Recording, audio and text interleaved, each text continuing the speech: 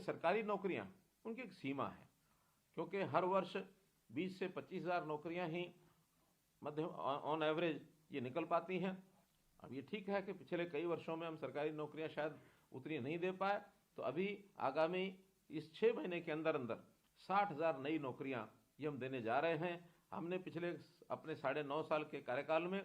1 लाख से ऊपर सरकारी नौकरी ये दी है। फिर भी जिनकी बारी सरकारी नौकरी में नहीं आती है उनको HKRN जैसा प्लेटफॉर्म यदि सुविधा इसकी मिलती है तो उसका ज़रूर उपयोग करना चाहिए। ट्रांसपेरेंट इस हमारा इस पोर्टल को किसी भी मानवीय हस्तक्षेप के बिना चलाया जाता है। टेक इनबिल्ट ऑनलाइन सिस्टम इसमें हमने रखा है और इसमें SC/BC का जो रिजर्वेशन है उसका भी पूरा ध्यान रखा गया है ताकि किसी वर्ग के साथ कोई अन्याय न हो, इसका भी हम ध्यान रखते हैं। आखिर ये जो सीधा लोगों को नौकरी रखते हैं, पहले तो कंट्रैक्टर्स के माध्यम से उनकी सैलरी जाती थी, लेकिन हमने उस प्लेटफॉर्म को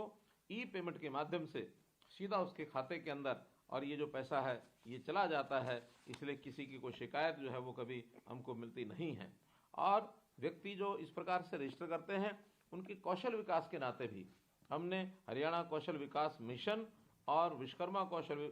विकास विश्वविद्यालय इसके माध्यम से इनकी ट्रेनिंग भी कराई जाएगी और ट्रेनिंग के बाद जहां भी इसकी आवश्यकता होगी उन युवाओं को नौकरी जो है वो देने का प्रबंध करेंगे। इस वर्ष 2023-24 के अंदर हमने एक टारगेट रखा था कि हम 2 लाख बेरोजगार युवाओं को इस राष्ट्रीय कौशल योजना के अंतर्गत और काम दिलाएंगे और आपको बताते खुशी हो रही है कि उसमें 80,000 युवकों को हम लोग काम दिला चुके हैं और शेष प्रक्रिया जारी है और ये 23-24 समाप्ति तक हम इस 2 लाख के टारगेट को पूरा अवश्य करेंगे। आप लोग इसमें जो लोग सहयोग करें, जो लोग इसमें भाग लेना चाहें ज़रूर भाग लें और इस जो HKRN का हमारा पोर्टल है इस पोर्टल के माध्यम से हर किसी युवा बेरोजगार युवा को हम जो लाभ पहुंचाना चाहते हैं वो पहुंच सकेगा। अब वो सिस्टम ख़त्म हो गया कि सिफारिश और बाबूशाही, उसको दोनों को मैंने बंद किया है और आपको जो इसमें अनुभव आया होगा मैं निश्चित रूप से जानना चाहूँगा कि आपका अनुभव इसमें कैसा रहा। आपसे वैसे तो मैं हर शनिवार किसी न किसी लाभार्थियों की श्रेणी से बात करता हूँ, लेकिन आज जो मैं बात कर रहा हूँ वो केवल लाभार्थी नहीं बल्कि एक व्यवस्था परिवर्तन के साक्षी है और एक ऐसा व्यवस्था परिवर्तन जो शायद किसी ने सोचा भी नहीं होगा। क्योंकि सरकारी नौकरी के साथ साथ जब भी कभी किसी विभाग को आउटसोर्सिंग के नाते ज़रूरत पड़ती थी तो कर्मचारियों को किसी न किसी ठेकेदार के माध्यम से लिया जाता था और ये जो ठेकेदारी प्रथा थी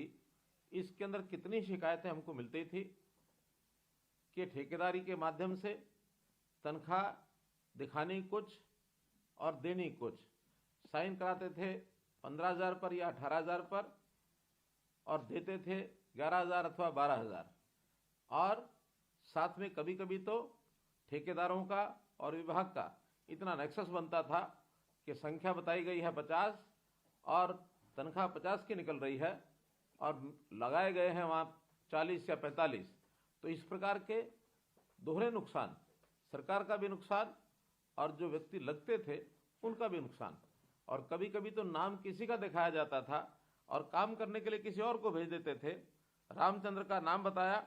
श्याम प्रसाद ने काम किया और मोहन प्रसाद को पैसे मिल गए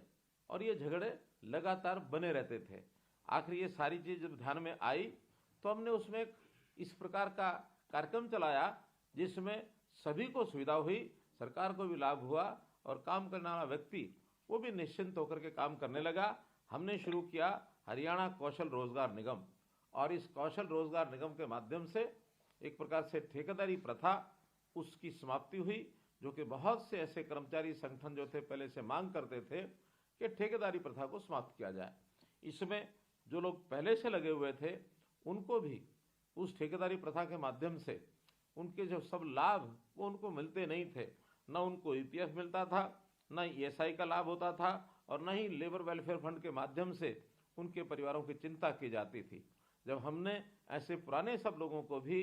हरियाणा कौशल रोजगार निगम अर्थात HKRN में उनको पोर्ट कर लिया है और नए भी लोगों की जो आवश्यकता डिपार्टमेंट्स की थी उसकी पूर्ति भी HKRN के माध्यम से ये की जा रही है। अगर मैं संख्या के बारे में बताऊं तो आज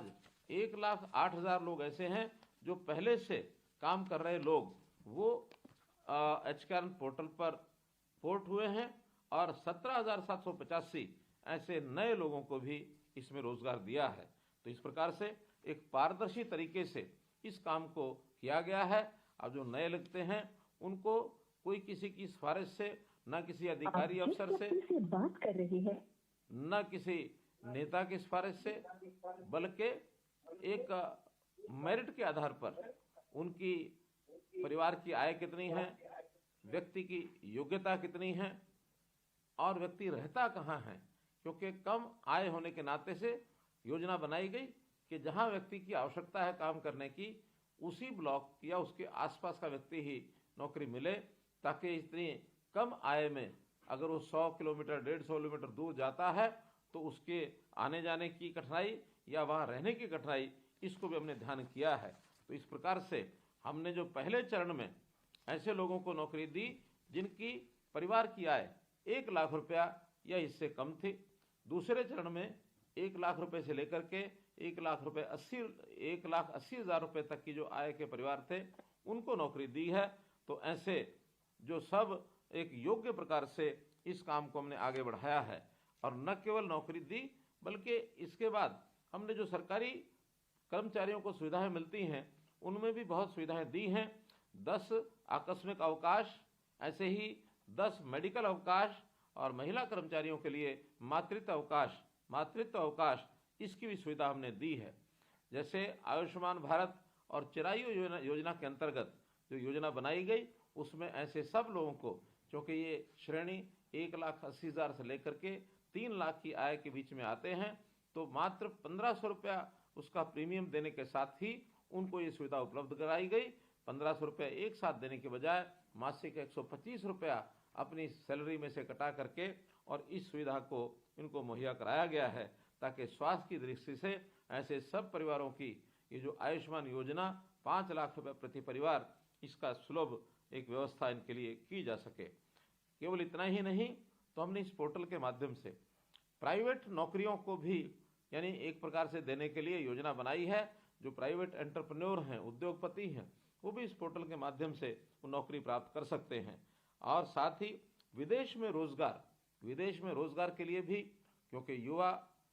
शक्ति बहुत बड़ी आकांक्षा रखते हैं कि हम विदेशों में जाकर रोजगार करें। बहुत शिकायतें आई हैं कि वहाँ गलत तरीके से युवा एजेंटों के माध्यम से लाखों रुपया खर्च करके विदेशों में रोजगार के लिए जाते हैं और वो भी इलीगल तरीके से। डोंकी आदि का जो एक प्लेटफॉर्म बना कि डोंकी जंप के माध्यम से उनका एक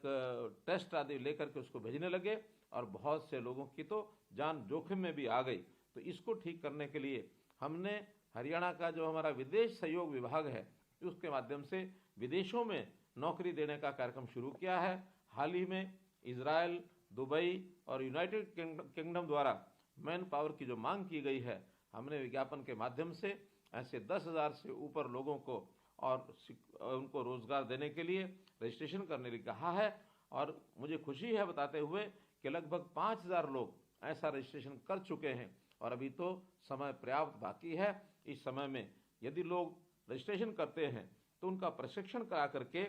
और उनको विदेशों में भेजा जाएगा। 25 से 40 साल के युवा युवतियां इसके अंदर अपना आवेदन कर सकते हैं और इन देशों में श्रमिक, सिक्योरिटी गार्ड, स्टाफ नर्स आदि के जो काम हैं इसको जो है उनके अंदर भेजा जाएगा। तो इस प्रकार से इस कार्यक्रम के माध्यम से जो इलीगल तरीका युवकों को विदेशों में भेजने का, चाहे कबूतरबाजी है, डोंकी है अथवा गलत तरीके से विदेश भेजने के लिए जो उनको प्रोत्साहन दिया जाता है, वो रुकेगा। और हमने तो यहाँ तक भी कहा है